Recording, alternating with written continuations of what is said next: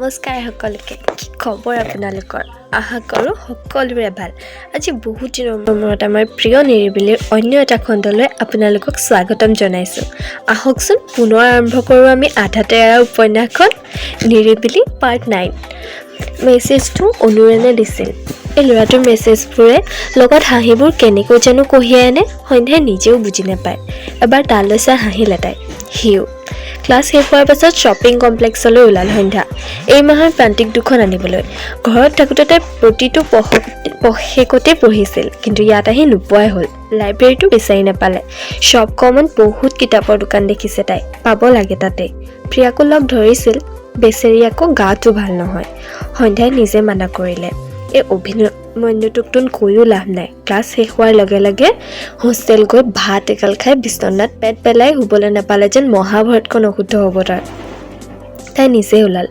সন্ধ্যা class শেষ পিছফালৰ পৰা মাতটো শুনি ঘূৰি চালে তাই সঞ্জালী বা আহিছিল অঁ শেষ হ'ল বা শপ কমৰ পৰা আহোঁ প্ৰান্তিক এখন কিনি আনো তাই ক'লে বঢ়িয়া ময়ো যাওঁ ব'লা জেৰক্স এটা কৰিবলৈ আছে সঞ্জালী বাৰ সৈতে আগবাঢ়িল সন্ধ্যা প্ৰান্তিক তুমি মহামায়াতে পাবা কোনখননো তাই চিনিয়ে পোৱা নাছিল কি তুমি এতিয়ালৈকে মহামায়া চিনি পোৱা নাই বোলা আজি তোমাক চিনাকি কৰাই দিম সঞ্জালী বা যেন আচৰিত হৈছিল মহামায়া বুক ষ্টল ইউনিভাৰ্চিটি এখন প্ৰখ্যাত কিতাপৰ দোকান পিছে কিতাপ কিনাতকৈ বেছি মানুহ তালৈ যায় মহামায়াৰ মালিক বকুল দা আৰু প্ৰশান্ত দাৰ সৈতে আড্ডা মাৰিবলৈ শ্বপিং কমপ্লেক্সৰ কৰিডৰেদি আগবাঢ়িল সিহঁত সোঁফালে বিভিন্ন দোকানবোৰ বাওঁফালে কৰিডৰটোৰ তলত গছবোৰে কাষে কাষে অফ ক্লাছ থকাবোৰৰ সৰু সৰু আড্ডা ইয়াত এইটোৱে ভাল লাগে বেলেগ থাকক নাথাকক আড্ডা মাৰিবলৈ যেন ঠাইৰ অভাৱ নাই কপাৰেটিভ নামৰ এচেঞ্চিয়েলৰ দোকানখন পাৰ হৈয়ে আৰু কেইখনমান সৰু সৰু জেৰক্সৰ দোকান কিতাপ আদিৰ দোকান লগতে চেলুন এখনো আছে চেলুনখনৰ আগৰখনেই মহামায়া সঞ্জালী বাই সোমাওঁতেই দাদাজনে ক'লে আজিকালি আমাক পাহৰিলাই আৰু সঞ্জালে কেনেকৈ পাহৰিম বাৰু এয়া নতুন মানুহ লৈ আহিছোঁ মোৰ জুনিয়ৰ সন্ধ্যা সঞ্জালীৰ উত্তৰত নমস্কাৰ দিলে সন্ধ্যাই বৰ ভাল দাদা দুজন কম সময়তে ঘৰৰ মানুহৰ দৰে হৈ পৰিল সন্ধ্যাই প্ৰান্তিক পঢ়ে বুলি জানি বৰ ভাল পালে বকুলে আজিকালি তহঁতৰ নিচিনাবোৰে আকৌ মোবাইলহে বেছি চিনি পায় আলোচনীতকৈ বকুলদাৰ অভিযোগ তেওঁ সকলোকে তই বুলিয়ে সম্বোধন কৰে তই শব্দটোত সঁচাকৈ বৰ আপোন ভাৱ এটা আছে সন্ধ্যাই এবাৰ কিতাপবোৰ চালে মহামায়াখন কিতাপেৰে ভৰ্তি চাৰিওফালে চকু ফুৰালে সন্ধ্যাই নানা ধৰণৰ কিতাপ দোকানখন সৰু যদিও বৰ আতুমটোকাৰিকৈ ৰাখিছে বাওঁফালে তলতে আলোচনীবোৰ বিস্ময় প্ৰিয় সখী এইবোৰ যেন এসময়ত কম পঢ়িছিল নে লুকাই লুকাই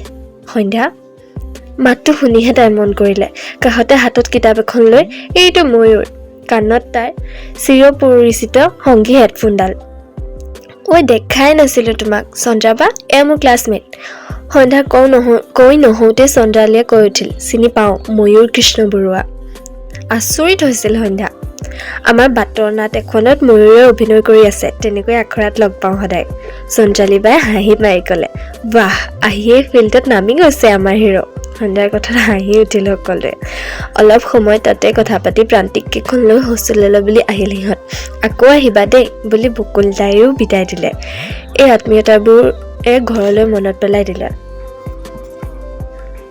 সন্ধ্যাক কথা পাতি পাতি পাটকাই হোষ্টেলৰ সন্মুখ পালে সিহঁত পাটকাইৰ কাষতে নিউ ওমেন হোষ্টেল সঞ্জালী বায়ে তাৰেই আবাসী ময়ূৰ পাটকাইৰে তুমি অকলে যাব পাৰিবাতো ময়ূৰ কথাত হাঁহি উঠিল সন্ধ্যা পাৰিম বুলি যাবলৈ ওলাওঁতে সন্ধ্যাৰ চকুত পৰিল পাটকাইৰ সন্মুখত এজোপা ধুনীয়া নেমু গছ হোষ্টেলত সন্ধ্যা আটাইতকৈ বেছি মিছ কৰা বস্তুটোৱে হ'ল নেমু এতিয়া নেমুকেইটা দেখি ৰ'ব নোৱাৰিলে তাই বেগটো সঞ্জালী বা হাততে দি নামি গ'ল নেমুজোপাৰ ওচৰলৈ ছিঙিবলৈকে লৈছিল হঠাৎ চিঞৰ ঐ চুৰুনি ক'ত চুৰ কৰিবলৈ আহিছ সন্ধ্যাই চাই দেখে নেমু গছজোপাৰ লগৰ ৰুমটোৰ খিৰিকীখনৰ কাষত অভিমন্যু এইডালে য'তে ত'তে কেনেকৈ ওলাই বাৰু ক'তনো চুৰ কৰিম দুটাহে নিম নোৱাৰ একদম নচুবি সেয়া অকল পাটকাই নেমু খং উঠিল সন্ধ্যাৰ তাৰ কথাত যেনেকৈ কৈছে সি যেন ঘৰৰ পৰা আনিহে ৰৈছিল নিমেই যা বুঢ়াই দুটা নেমু ছিঙি আনিল সন্ধ্যাই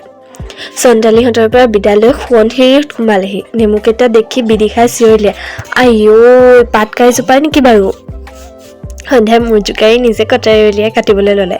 এনেতে ৰুমলৈ কোনোবা আহিল। সন্ধ্যা আমাকো নেমু দিয়া না। প্ৰেৰণা বাই আহিল ৰুমলৈ। বাহ, তই কেনেকৈ গম পালি? নাকটো কম দীঘল নে তোৰ? বিদিশাৰ কথাত প্ৰেৰণাই ক'লে। সন্ধ্যাৰ লগৰ অভিমন্যুৱে ক'লে, ফেচবুকত মেছেজ দিছে, সন্ধ্যাৰ হাতত নেমু দি পঠিয়াইছোঁ মই, খাবা। কি? প্ৰেৰণাৰ উত্তৰ শুনি চিঞৰি উঠিল সন্ধ্যাই। এতিয়া সন্মুখত এই নীলাজ মিছলীয়াটো পোৱা হ'লে ঠেকেচি কোবালেহেঁতেন। ইমান বেছি ফাঁকিবাজ কেনেকৈ হ'ব পাৰে বাৰু এই ল'ৰাটো? মেছত ভাত খাই থাকোঁতে ভাতৰ পাতত নেমু দেখি ৰীণাবাই জোকালে, চাবা দেই সন্ধ্যা, পাতকাই নেমুজোপা কিন্তু কালিকা লগা। যিজনী ছোৱালীয়ে খায় তাইয়ে পাতকাই ল'ৰাই প্ৰেমত পৰে হেনো। হাঁহিৰ কোবত ৰ'ব নোৱাৰিলে সিহঁতি। এই ৰীণাবাজনীও যে ক'ৰ পৰা শুনে এই কাহিনীবোৰ বাৰু? প্ৰিয়াৰ গাটো ভাল নহয়, অলপ জ্বৰ। এনেকুৱা সময়বোৰতে ঘৰলৈ মনত পৰে ছোৱালীবোৰৰ। সন্ধ্যাই বুজি পায়, সেইবাবে প্ৰিয়াক অকলে এৰা নাই। কিন্তু সন্ধিয়া হোৱাৰ পাছত টেবলেটকেইটা ননাটো উচিত হ'ব বুলি ভাবিলে তাই। সেইবুলি ওলাই গ'ল গেটৰ ওচৰৰ ফাৰ্মেচিখনলৈ। গেটৰ বাহিৰৰ পৰিৱেশটো সন্ধিয়া হোৱাৰ লগে লগে মেলাৰ দৰে হৈ পৰে। একো কাম নাথাকিলেও এন্ধাৰ হোৱাৰ লগে লগে গেটৰ বাহিৰত গৈ দোকানৰ আগত আড্ডা এটা নামাৰিলে যেন দিনটো আধৰুৱা। হাতত হয় গাখীৰ চাহ, নহয় চিগাৰেট এটা। কিছুমানৰ হাতত আকৌ দুইটাই থাকে। আছে এই দোকানবোৰতো যেন প্ৰাণ আছে। ইউনিভাৰ্চিটিখনক জীয়াই ৰখাত ইহঁতবোৰেওতো পালন কৰে ভূমিকা। ফাৰ্মাচীত গৈ জ্বৰৰ ঔষধকেইটা লৈ লৰালৰিকৈ সন্ধ্যা আহি আছিল। ঠিক পাতকাই পাইছিল। হঠাৎ বৰষুণ গাজনি অলপ মাৰি আছিল, হয়, কিন্তু এনেকৈ দপদপীয়া বৰষুণজাক আহিব বুলি তাইও ভবা নাছিল। অলপ দপদপীয়াই নে বৰষুণজাক, উপায় নাই, পাতকাৰ সন্মুখতে বাছ ষ্টপটোতে ৰৈ দিলে। তাইকে ধৰি আৰু দুই এজন আছে তাত। নাই, বৰষুণ ৰখাৰ যেন লক্ষণেই নাই। কি কৰা যায়? সন্ধ্যাই বৰষুণ ভাল পায়, কিন্তু এতিয়া যে ঔষধকেইটা প্ৰিয়াক দিবলৈ লাগে সোনকালে। বহি আছে কিছু সময়তে। এনেতে পাতল বাহিৰ সুৰ। হয়, পাতকাইৰ পৰাই আহিছে। কোনে বজাইছে বাৰু? এবাৰত তাই হোষ্টেলৰ ফালেও চালে। নাই, কাকো দেখা নাই। কোন হ'ব? কৃষ্ণমণি দা, কাঞ্চনজংঘাৰহে, কিন্তু পাতকাই এজন কোন?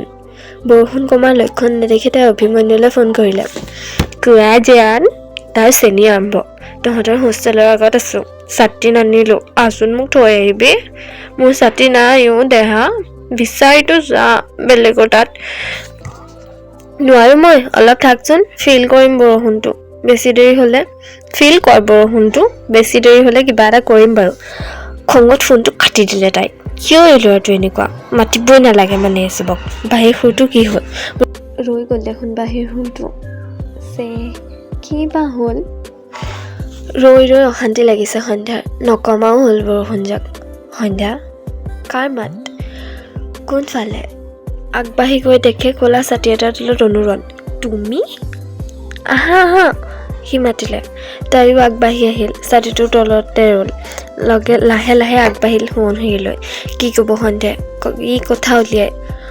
অনুৰণ নিশ্চুপ হৈ আছে। তাইও। ছাতিৰ কাষৰে অহা এচাৰ কণীবোৰে তাইৰ বাহুটো অলপ তিয়াইছিল। হয়তো তাৰো। ছাতিটোৰ ওপৰতে চেৰ বৰষুণৰ শব্দটোচোন আজি ভাল লাগিছে সন্ধ্যাৰ। কাৰোবাৰ সান্নিধ্যত নীৰৱতাৰ মাজতো সংগীত বাজে। তুমি কেনেকৈ জানিলা মই ইয়াত আছোঁ বুলি? তাই সুধিলে। নাই মানে, এচেঞ্চিয়েলৰ পৰা কিবা এটা আনিব লগা আছে। ওলাই আহোঁতে তোমাক দেখিলোঁ। সেই একে সুৰ। কি আছে এই মাতটোত? কেনেকৈ ইমান প্ৰশান্তি? সোৱণশিৰি বাঢ়িলে সিহঁত। গোটেই বাটটোত অকল সেই দুষাৰেই কথা। থাকক, মুখ ফুটাই ক'লেহে জানো কথা পতা হয়। নীৰৱতাৰো বহু অৰ্থ থাকে, শব্দতকৈ অধিক মৰ্মভেদী। যাওঁ, মোৰ কাৰণে মিছাতে কষ্ট হ'ল তোমাৰ। হোষ্টেল পাই সন্ধ্যাই ক'লে। একো নাই, কেতিয়াবা কষ্ট কৰিও ভাল লাগে। অনুৰণৰ একে শান্ত উত্তৰ। ছাতিটো সৰু, তুমিও অলপ তিতিলা চাগে। একো নাই, কেতিয়াবা তিতিও ভাল লাগে। সন্ধ্যাই একে সুৰতেই ক'লে। সি এবাৰ চকুলৈ চাইছিল তাইও। শান্ত চকুযোৰত সন্ধ্যা জিলিকি উঠিছিল। তাৰ পাছতে গুচি গৈছিল তাইৰ ভিতৰলৈ। চাওঁ বুলিও চাব পৰা নাছিল উলটি। সিও উভতি গৈছিল। অভিমন্যুৱে ফোন কৰিছিল যাব লাগিব নেকি বুলি। তাই ক'লে আহিলোঁ বুলি। কিয় জানো কিবা এটা ভাল লগাই তাইৰ খং উঠি থকা মনটো শান্ত কৰি দিছিল। বৰষুণৰ মাজে মাজে সোৱণশিৰিৰ কোনোবাটো ৰুমত স্পীকাৰত বাজি আছিল। বাৰিষাৰে বৰষুণে তোমাৰ কথাকে ক'ব। মোৰ মাতটো ভাল নহয়, হ'লেও অলপমান গুণগুণাই দিলোঁ। পিছে আগলৈনো কি হওক জানিবলৈতো আপোনালোকৰো মন গৈছে ন? অন্য এটি খণ্ডত আমিও জানিম কি হ'ল ইয়াৰ পাছত। আজিলৈ আহিছোঁ দেই।